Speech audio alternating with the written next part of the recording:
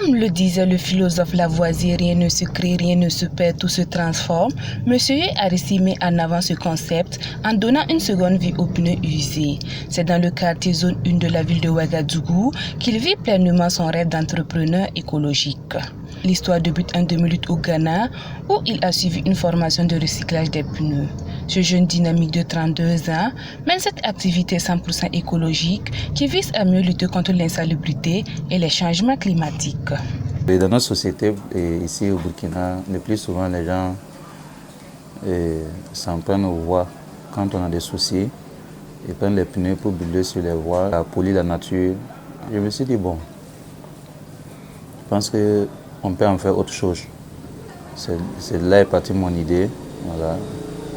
Et je suis sorti pour créer ma structure dans ce sens, pour donner une seconde vie aux pneus. Voilà. Donc, c'est notre contribution comme ça aussi.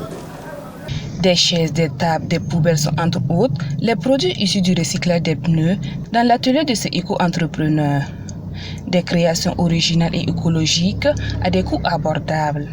Aristide voit le recyclage des pneus comme un secteur d'avenir et demande l'appui des autorités pour en faire une réelle industrie au Burkina. Mon cri de cœur auprès des autorités, c'est quoi? Parce que ma formation ne s'est pas limitée à tout ce que je viens de citer. Voilà.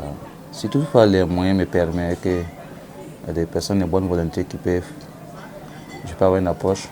Même avec les pneus, nous pouvons fabriquer des pavés. Voilà. Mais pour cela, il faut toute une équipe. Pour cela, il faut des matériels. Alors qu'il y a un appareil même qui utilise même à broyer les pneus, même d'abord, ça tourne autour de 2 millions, 3 millions.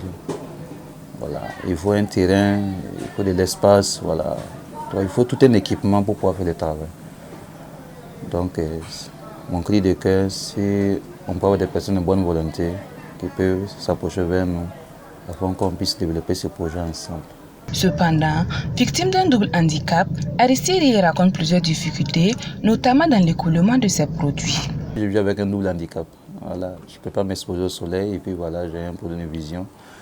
Donc tout cela, ça met un frein à mon développement. Voilà.